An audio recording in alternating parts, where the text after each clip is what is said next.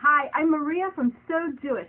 I'm going to show you how to finish the edges of Machine Appliques so you can make projects like this Challah cover with applique letters and this cuddly Aleph-Bet blanket and this Hamsa. Here's a close-up. You can see we're finishing the edges with zigzag stitches, and I'm going to show you how to go around all these different kinds of corners and curves so that you get a beautiful smooth line of stitches all the way around.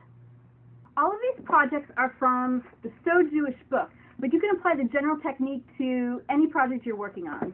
I'm going to use an illustration from the book to demonstrate. I've got a fabric version and I've got a paper version, and I'm going to explain first with the paper version and a magic marker because it's much easier to see. Here's the applique fused to the background fabric.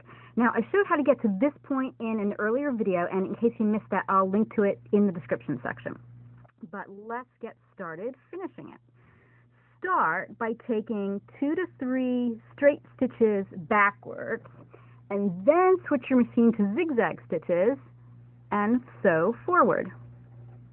And the goal is to have the zigzag stitches fall on the applique. Don't center the stitches along the edge. You want the needle, when it goes in on the right here, to land on the background fabric right next to the applique. And what stitch width and length should you use? Well, use whatever works for your project. For So Jewish projects and patterns, I almost always recommend a width and a length for these zigzag stitches. But use what works for you, and it's always a good idea to do a test on scrap fabric first. All right, let's do these corners and curves. The first corner we come up against here goes to the right. This is an inside corner. And the way to do this kind of corner is sew your zigzag stitches past the corner, a distance that's about equal to the width of the zigzag stitches, and stop with your needle on the left-hand side of the zigzag. Here's the right, here's the left. Then, with your needle still in the fabric, lift the presser foot, rotate the fabric on the machine, and continue forward. And you'll see that these stitches lie just where we want them to on the applique, with the needle going into the background fabric right along the right side of the applique. And next we have a corner that turns to the left. This is an outside corner. The way to do this is zigzag and stop right at the corner with the needle on the right-hand side of the zigzag. Then rotate your fabric on the machine and continue sewing forward. And again, those zigzags are sitting nicely on the applique, and we have a nice smooth coverage. Here's how it looks with the fabric on the machine. Let's take a look at the presser foot. Make sure you're using a zigzag presser foot or a foot that has a wide opening so the needle can go back and forth. I start with the needle in the machine, in the fabric, presser foot down, couple of stitches, straight back stitches. Now I'm going to switch to zigzag. All right, I'm using a stitch width of 3.5 and a stitch length of 1. Okay, now I move forward, and those stitches are landing just where I want. First corner, the inside corner going to the right. I'm going a little bit past the corner, about the width of the zigzag stitches. I stop with the needle on the left-hand side, presser foot up, rotate the fabric, presser foot down. Very important, make sure you presser foot down again, and I continue sewing. And you can see that the stitches are landing right where I want them to. All right, I'm coming up on the next corner, an outside corner, goes to the right, and I am going to stop with the needle right at the corner on the right-hand side, and lift the presser foot, rotate, presser foot down, and continue sewing. Now let's work these curves, and we're starting with a convex curve. It bumps out from the applique. And the way to do this, to get a nice smooth result, is you just stop every few stitches as often as you need to. When it looks like the machine is going to run off the edge of the applique, just stop and pivot your machine. Now notice, for this convex curve, I'm always stopping with the machine on the right of the zigzag, on the outer edge of this arc of stitches.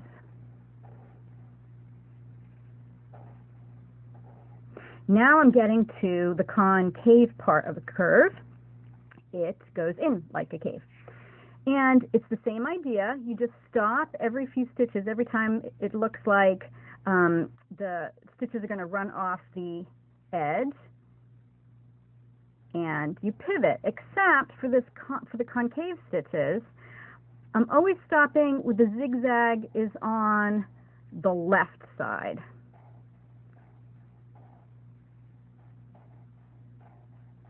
But the left side here is always on the outside of the arc of stitches. So for the curve, you always want to pivot when the needle is on the outside of the arc. Here it is on the machine, on this convex curve going out. Every once in a while I stop, I pivot, and on the convex curve I stop only when the needle is on the right. I pivot only when the needle is on the right. And every time you pivot, press your foot up, rotate, press your foot down.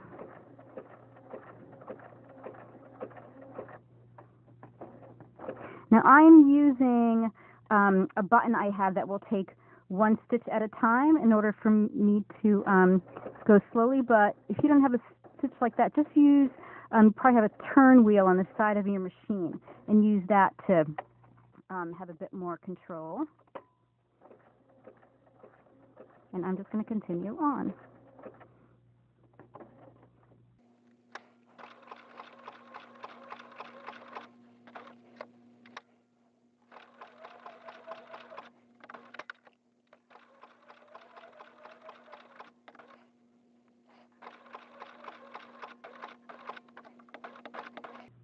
Here I am on the concave part of the curve, so I'm going to pivot when the needle is on the left-hand side.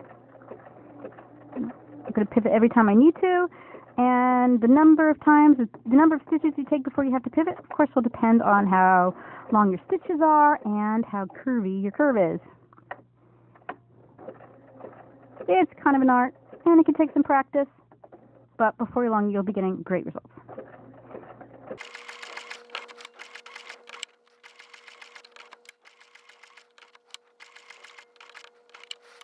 When you've gone all the way around the entire edge of the applique, stop, lift your needle, switch your machine back to the straight stitch, and then take a look at where your needle position is, and if you need to, move it to the left.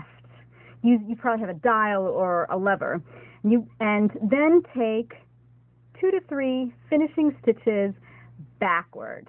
And these straight stitches are going to lie, ideally, just to the left of your zigzag stitches. If the stitches are far apart, having the finishing stitches in the middle won't have that much of an effect. But if you're doing stitches that are really close together, then finishing stitches right in the middle will be really obvious. So that's why it's a good idea, generally, to just do these last backward straight finishing stitches on the left side of the zigzag. Okay, now I'm coming back to the place I started. I'm going to come right up close as I can and close in that line of zigzag stitches. And then when I'm done, needle in the up position, I switch back to a straight stitch.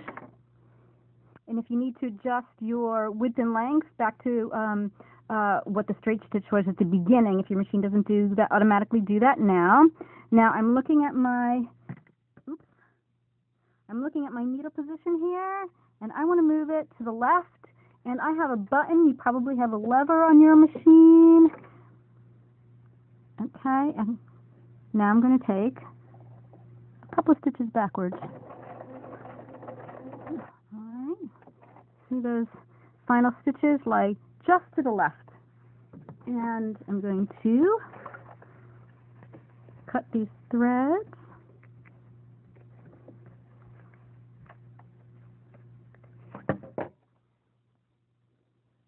Lovely. That's great. Now, if you have any questions, put them in the comment section and I'll do my best to answer them. I'm going to be doing more tutorials on basic sewing techniques and Jewish sewing projects, so I invite you to subscribe so that you don't miss any of them. The So Jewish book is available on Amazon.com, and there's also a PDF version for instant download, and the benefit of that is that the patterns you can print out as many times as you need. And I will put a link in the description section to where you can get the PDF version if you're interested in that. Well, thanks for joining me, and I will see you at the next tutorial.